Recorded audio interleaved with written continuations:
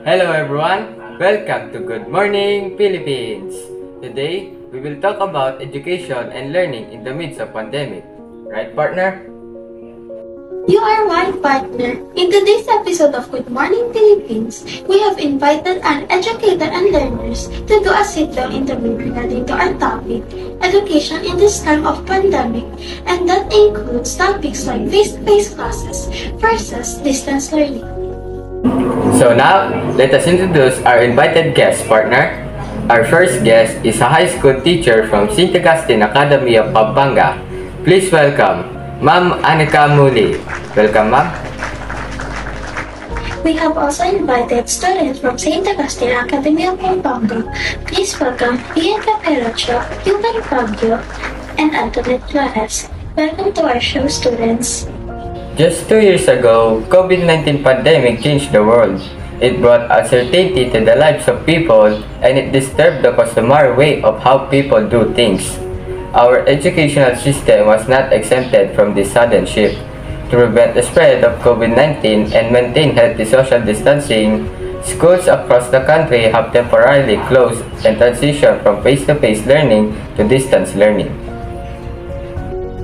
Distance learning is any form of remote education where the student is not physically present for the lesson. Thanks to the magic of the internet, learning can still push through even when there is a pandemic. But it doesn't mean that everything sounds easy and that we're not going to prepare for it anymore. Right, everyone? Yeah, right.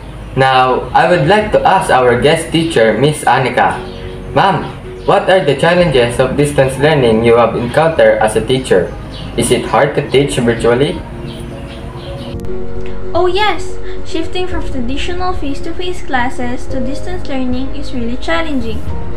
You have to consider a lot of factors. First, the stability of your internet connection. Second, availability of the devices that you will use. And lastly, you have to learn the different skills and apps in internet like Zoom, Google Classrooms, and others to connect virtually to your students and ensure the quality of education that you will give them, despite of virtual settings.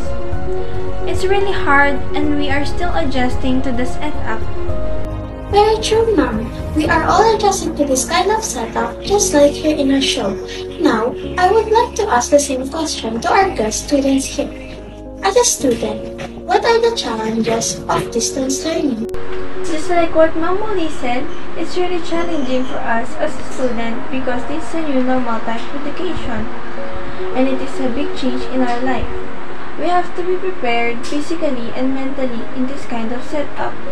For me, personally, it has affected me mentally because I am still adjusting to this kind of setup and I feel stressed in doing all the school activities all by myself. I feel burned out. I agree with Antoinette. Since it is not a usual classroom setup, I also feel a lot of stress in doing all the school activities. I have to ask the help of my parents to do some of my activities which I hardly understand.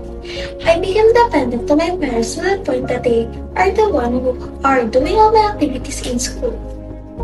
Unlike in face-to-face classes, you have to learn to be independent in doing all your activities all by yourself without the help of others. Yes, distance learning is challenging because you have to do and pass your activities on time. Since it is not usual classroom setup, just like what Kiefer said, we are prone to slack off and procrastinate because we have more time on ourselves to do our activities like gaming, watching TV, and lying in bed while having our online class, which I believe are difficult to resist.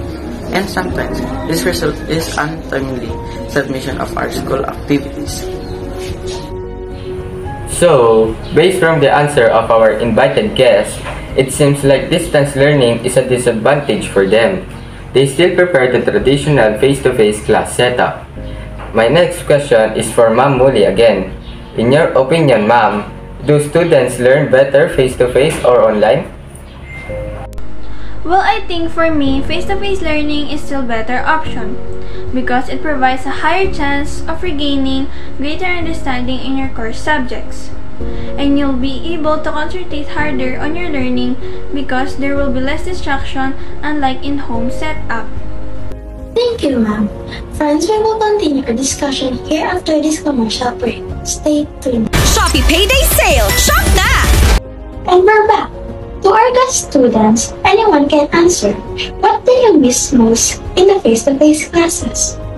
I miss social interactions like having chit-chats with my classmates, sharing jokes, and also the school programs and activities. I feel you. This pandemic cut our social life. We have to stay most of the time at home to avoid the spread of the virus. Well, my last question is for everyone. What is the impact of online learning towards the quality of education? I think the impact are the lack of efficiency of technology, the difficulty for pupils and students to understand the concept taught. It causes social isolation, and the result is the pupils and students do not develop the necessary communication skills.